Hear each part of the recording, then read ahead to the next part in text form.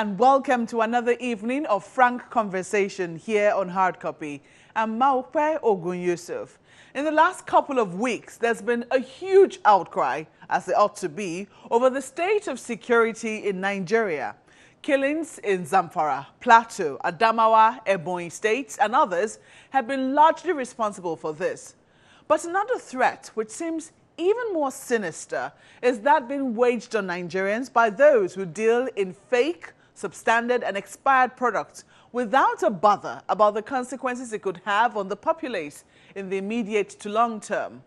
I sat recently with the head of Nigeria's Consumer Protection Council, Babatunde Irukera, on the battle with people of the underworld who specialize in these nefarious acts and their seeming strong networks within circles of government.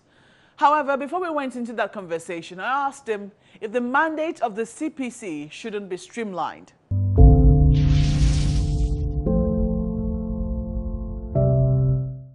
Babatunde Irukera, welcome to Hard Copy. Thank you. Providing speedy redress to consumers' complaints through negotiation, mediation and conciliation, seeking ways and means of removing from the markets hazardous products and causing offenders to replace such products with safer and more appropriate alternatives, publishing from time to time lists of products whose consumption and sale have been banned, withdrawn, severely restricted, or not approved by the federal government. These are among some of your mandates. That is correct. Pretty broad, and this is just a fraction of it. Absolutely. Do you think it should be streamlined? Do you think the mandate of the CPC, the Consumer Protection Council, should be streamlined? Well, I don't see how statute can streamline the mandate. But what I think would obviously provide the streamline are the operational manuals, the operational guidelines, and the strategies with which you adopt to enforce your mandate. But as far as the law is what it is. You cannot narrow the law because for a piece of legislation for consumer protection, narrowing it is essentially exposing the consumers. The reason I ask this is because, a lot of people have asked, how do you deal with overlap? You seem to have some of the functions of some regulatory agencies, NAFDAC, the Standards Organization of Nigeria, even the NCAA, I think the National, the Civil Aviation Authority. Yes, they recently complained, some stakeholders complained that you were meddling in their business, it would seem. How do you deal with that? Well, regulatory overlap itself is not erroneous. It's a plan, and it's fine. And especially in consumer protection, that is the one place where you must have regulatory overlap. Businesses are very smart. And what it is that if there are cracks in the regulatory process, like the proverbial lizard, you would operate right inside that crack where there's absolutely no law to cover you. And some of the most developed commercial environments where commerce is at its best, both in speed and volume, have incredible overlapping regulations. Take the United States, for instance. In every single space, including criminal investigation, there are regulatory overlaps. So take, for instance, in drug offenses, you've got the FBI, the Drug Enforcement Agency, Customs and Border Patrol, you've got the state police, airport police sometimes, city police, and all of them do this work together. What it is that you must have those regulatory overlaps to ensure that nothing slips through the cracks.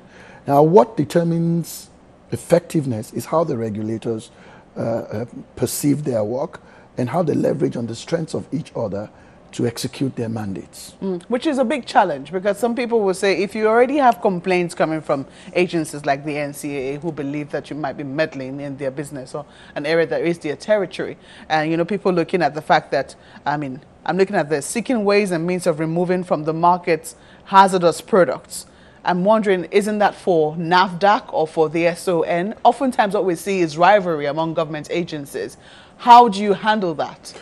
Well, the easiest way to handle that is that, first, we, the regulators, must understand that a lot of the rivalry, sometimes, it's not even from the regulators themselves. For instance, I advised the Nigerian Civil Aviation Authority for many years.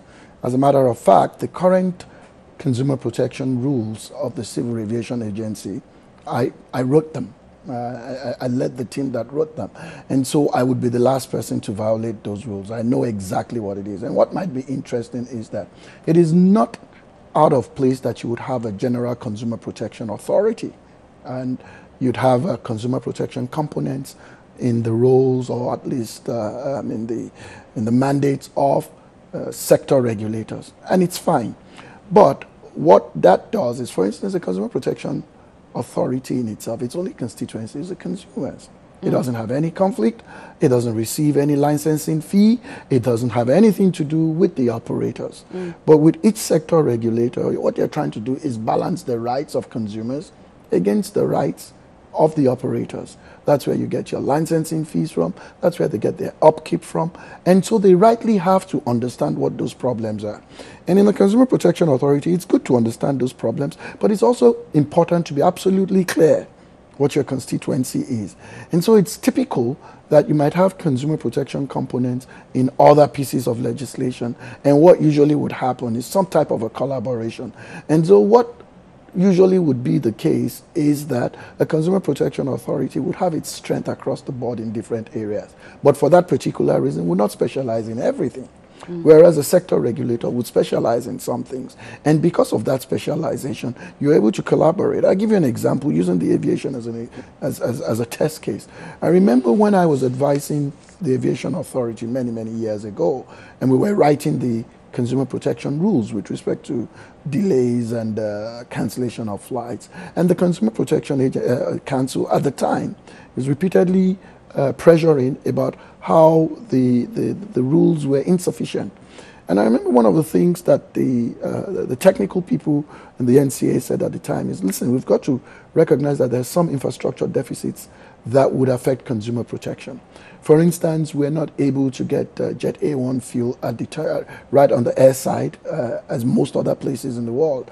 So, and a Boeing 747 would take what, maybe 2-3 truckloads of Jet A1 fuel and jet fuel. And so if they're going to truck all of that from a jetty, maybe in Oshodi, or even from a close by from the airport, and there's traffic, and I think at that time there was construction going on the Apapa Oshodi Express. So that kind of information, that kind of specialization by the Aviation Authority is what would assist the Consumer Protection Council in finding the balance. But imagine if it was left entirely onto the Aviation Authority. Even with the best of intention, the unintended consequence is a level of understanding with the operational difficulties that in some ways might constitute exposure for the consumers. And so with respect to food and drugs, for instance, again, how do you expect a food and drug agency that has licensed something to say it is safe for you to ultimately at some point find out that not only is it unsafe, it is actually absolutely injurious?